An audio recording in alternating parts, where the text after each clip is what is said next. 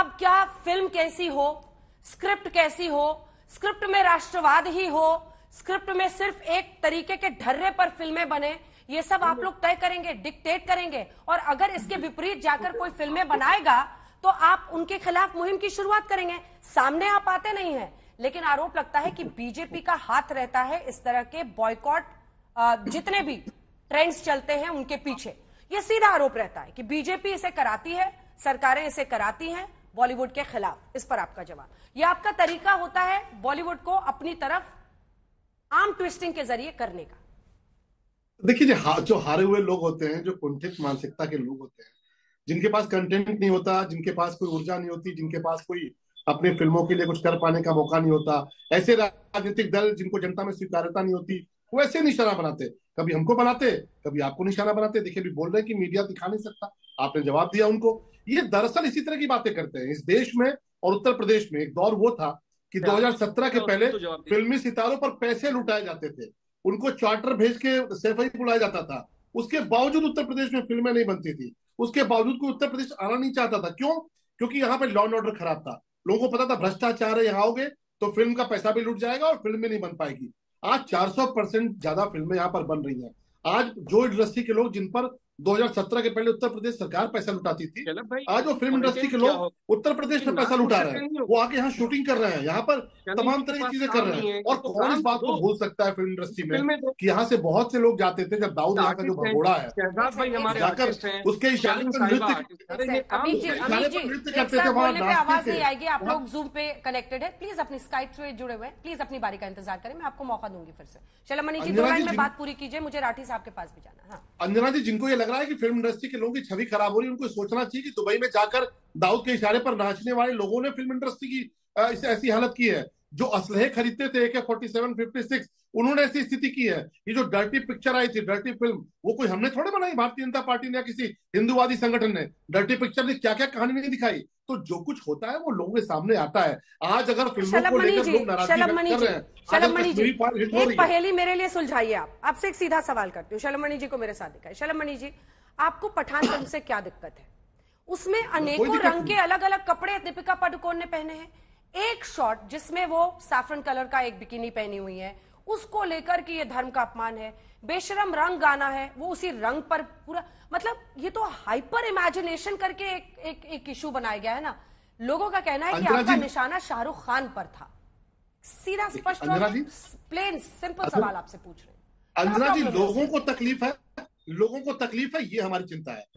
लोगों को कष्ट है, उनकी भावना है, आहत होती है, ये हमारी चिंता है। और जो कहते हैं आपको लॉजिकल लगता है, आपको लॉजिकल लगता है, आपको लॉजिकल लगता है शलम मणि जी? आप तो विधायक भी हैं, इस बार चुनाव भी जीत कर आए हैं, आप विधायक भी हैं, आप लोगों को रिप्रेजेंट भी करते हैं। आपसे एक सवाल पूछती हूँ, क्या आपको ये लॉजिकल लगता है कि अनेकों कपड़ों में से जो इस गाने में वो पहन रही हैं, एक कपड़ा लेकर और ये कहना कि वो हिंदू धर्म का अपमान करने के लिए जानबूझकर ये रंग पहनकर बेशरम रंग गाने पे, क्या आपको ये लॉजिकल लगता है?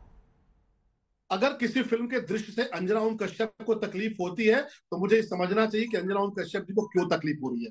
इस देश के करोड़ों लोगों को अगर भावनाएं आहत हो रही हैं, उनको तकलीफ हो रही है, तो इस देश का नुमाइंदा कार्यकर्ता होने के नाते, इस देश का प्रतिनिधि होने के नाते हमको भी समझना चाहिए कि हम ऐसा क्यों कर रहे हैं कि इस देश के एक वर्ग को तकलीफ हो रही है। आखिर कब तक ये चलेगा? आपको भी समझना चाहिए कि लोगों की भावनाएं आहत ना हो, लोगों को तकलीफ ना हो। और मैं फिर कहता हूं कि दक्षिण भारत की फिल्मों में आखिर लोग क्यों रुचि दिखा रहे हैं? कश्मीर फाइल्स को लेकर लोगों ने किस तरह का विरोध किया, तब तो ये बात नहीं उठी। अभिव्यक्ति की स्वतंत्रता की बात आज तब तो नहीं कही गई। आज अभिव्यक्ति की स्वतंत्रता अगर कोई कर रहा है, अगर कोई विरोध कर रहा है, कोई नहीं देखना चाहते इस फिल्म को, तो हम कौन होते हैं उनको रोकने वाले? हम क्या जवाब देना चाह रही हैं? लेकिन उससे पहले तरुण राठी जी, आपसे मेरा पूछना है।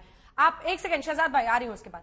तरुण जी, आपसे मुझे ये पूछना है कि एक तरफ आप वाइस प्रेसिडेंट है film development council Uttar Pradesh के, एक तरफ आप बॉलीवुड को, फिल्म इंडस्ट्री को वहां फिल्में बनाने के लिए बुलाना चाहते हैं, दूसरी तरफ ये जो बॉयकॉट ब्रिगेड है वो भी एक्टिव है।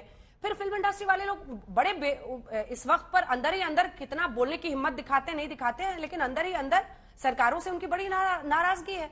उन्हें लगता है कि बीजेपी इसके पीछे है, सरकारें इसके पीछे हैं, तभी तो योगी जी वहां पर पहुंचे और उनके सामने ये दर्द छलका। कैसे आप बुलाएंगे लोगों को? देखो, यही तो प्रॉब्लम है। इनकी ये गलतफहमी है कि इसके पीछे बीजेपी है, योगी जी है, आरएसएस है। बायकॉट तो आम जनता कर रही है। बीजेपी के ट्विटर हैंडल से तो बायकॉट होता नहीं है, ना कोई बीजेपी का कार्यकर्ता बायकॉट करता है, ना बीजेपी के कार्यकर्ता को इस चीज में इंटरेस्ट है कि बॉलीवुड कौन सी फिल्म बनाएगा, कैसी फिल्म बनाएगा।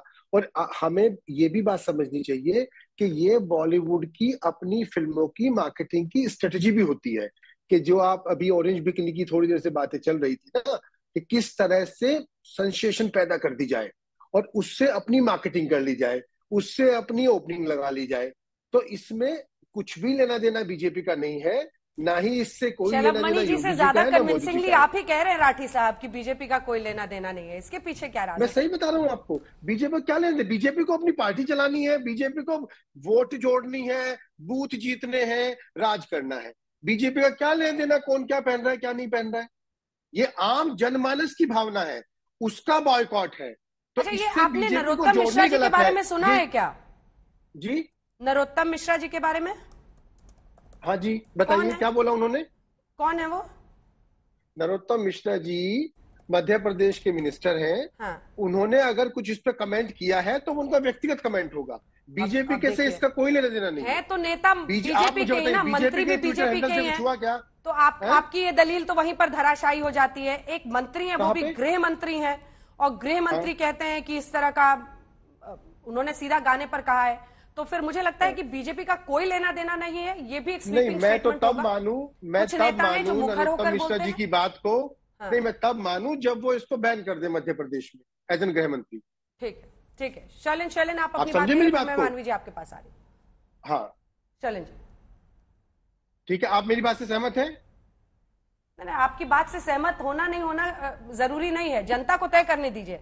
हमारा तो काम है, सवाल पूछे, आप अपनी राय दीजिए। जनता अपना मन बना रही है आपकी बातें सुनकर। जनता ही बायकॉट कर रही है।